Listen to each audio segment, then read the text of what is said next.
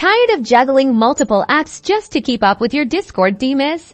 Let's dive into how you can effortlessly access and read all your Discord direct messages right from your Chrome browser. First step, the official Discord website. Simply type discord.com into your Chrome address bar and hit enter.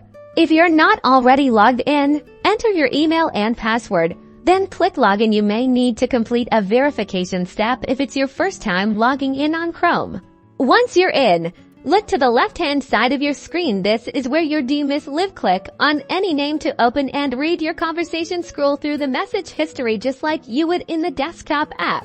Now, let's explore Chrome extensions that can level up your Discord Chrome experience. Open the Chrome Web Store and search for Discord extensions.